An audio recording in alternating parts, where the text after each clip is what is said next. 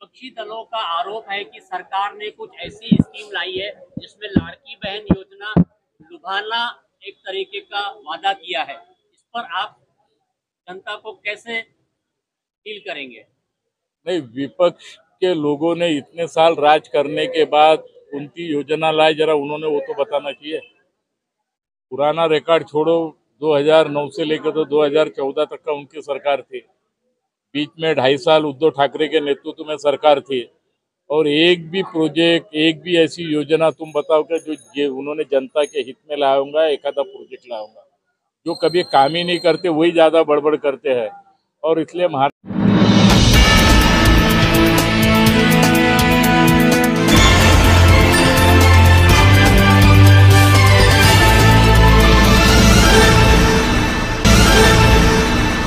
जनता पार्टीने आपल्यावर विश्वास ठेवून त्यांनी पुन्हा तिकीट दिली आहे आणि आपण उमेदवार म्हणून तिकीट मिळाली, काय सांगणार?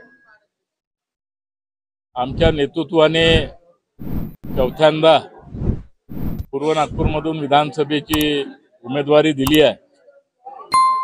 मी आमचे नेते नितीनजी गडकरी आणि महाराष्ट्राचे उपमुख्यमंत्री देवेंद्र फडणवीस साहेब, महाराष्ट्र भाजपचे अध्यक्ष चंद्रशेखर बावनकुळे यांच्या मनापासून मी आभार मानतो आणि अभिनंदन करतो। पूर्व नागपूर हा 10 वर्ष पहिले कसा होता आणि 10 वर्षाच्या नंतर पूर्व नागपूर कसा आहे, आणि जनतेला भी माहित आहे। सगळ्या आमच्या प्रमुख कार्यकर्त्यांनी भी खूप मेहनत घेतली, आणि म्हणून आपला हा पूर्व नागपूर आज विकासाच्या मार्गावर फार मोठ्या प्रमाणात विकासाचा मॉडेल म्हणून पूर्व नागपूर ठरला। आणि म्हणून पक्षाच्या नेतृत्वाने घेतलेला निर्णय आणि जनतेचा आशीर्वाद आमच्या सगळ्यावर आहे, आणि निश्चित स्वरूपात आम्ही चौथ्यांदा भी भाजपचा झेंडा गाडू। विपक्षी दलों का आरोप है कि सरकार ने कुछ ऐसी स्कीम लाई है जिसमें लाड़की बहन योजना लुभाना एक तरीके का वादा किया है। इस पर आप जनता को कैसे डील करेंगे? नहीं, विपक्ष के लोगों ने इतने साल राज करने के बाद उनकी योजना लाई, जरा उन्होंने वो तो बताना चाहिए। पुराना रिकॉर्ड छोड़ो, 2009 से लेकर तो 2014 तक का उनकी सरकार थी। बीच में 2.5 साल उद्धव ठाकरे के नेतृत्व में सरकार थी, और एक भी प्रोजेक्ट, एक भी ऐसी योजना तुम बताओ कि जो ये उन्होंने जनता के हित में लाया होगा, एक आधा प्रोजेक्ट लाया होगा। जो कभी काम ही नहीं करते वही ज्यादा बड़बड़ करते हैं। और इसलिए महाराष्ट्र के मुख्यमंत्री एकनाथरावजी शिंदे, देवेंद्र जी फडणवीस और अजीत दादा पवार ने अपने बहनाओं को कुछ तो भी सहकार्य करना, और इसलिए ये लाड़की बहन योजना के साथ साथ अनेक प्रकार का योजना भी महाराष्ट्र के अंदर लागू किया। अब कांग्रेस के पेट में दुखने लगा है कि लाड़की बहन योजना की वजह से कहीं हमारी दुकानदारी तो बंद नहीं होंगी, और इसलिए उनके पेट में दुखने लगा है। और उन्होंने विधानसभा में भी उसका विरोध किया, हाई कोर्ट भी गया, हाई कोर्ट ने भी उनको वहां से उनकी पिटीशन खारिज किया। अभी जनता में जाके बोल रहे हैं कि हमारी सरकार अगर आ गई तो हम ये लाडली योजना बंद करेंगे। और महाराष्ट्र के अंदर नागपुर शहर में इतना उत्साह बहनों के अंदर है। और गरीब बहनों को 1500 रुपये महीना जो बोला था सरकार ने, राखी के पहले किस्त आएंगे, राखी के पहले आई, सेकंड टप्पा आया, थर्ड टप्पा आया, फोर्थ टप्पा भी आया, यानी बहनों के इसमें नवंबर का एडवांस भी के रूप में अभी तक उनको 7,500 रुपये मिले, और बहना बड़ी खुश है। और निश्चित रूप से मैं बताता हूँ कि ये कांग्रेस वालों की इससे दुकानदारी विधानसभा में बंद है। भाजपा के प्रति युवा में एक प्रकार का रोष उत्पन्न है कि जो रोजगार देने का वादा केंद्र सरकार ने किया था वो उस पर सफल नहीं हुए हैं।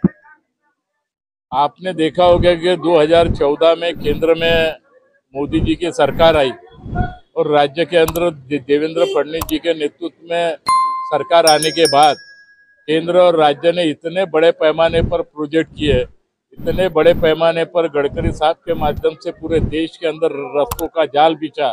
तो क्या ये रोजगार की संधि नहीं है? अनेक प्रकार के प्रोजेक्ट आते तो वहाँ रोजगार नहीं मिलता। अब इन्होंने कभी कुछ किया ही नहीं है, ये आरोप प्रत्यारोप के सिवा कुछ कर ही नहीं सकते। 9 बजे हो गया तो उनका टप्पर टप्पर टप्पर टप्पर चालू होता है, लेकिन उन्होंने अभी तक क्या किया इसका उदाहरण वो एक भी नहीं दे सकते। इसलिए वो बेगरत आरोप लगाने का काम करते, उनको जनता निश्चित रूप से सबक सिखाएगी। जनता के सामने आप इस वक्त किस मुद्दों को लेकर जाएंगे? पूर्व नागपुर ये विकास का मॉडल के रूप में आज लोग देख रहे हैं। मैं बार बार यही कहता हूँ कि 10 साल पहले पूर्व नागपुर कैसा था और 10 साल के बाद का पूर्व नागपुर कैसा है, क्योंकि कांग्रेस का 45-50 साल से कांग्रेस का ही पूर्व नागपुर में राज था और कांग्रेस के अनेक नेता इस नागपुर शहर ने दिए, पूर्व नागपुर ने भी दिया।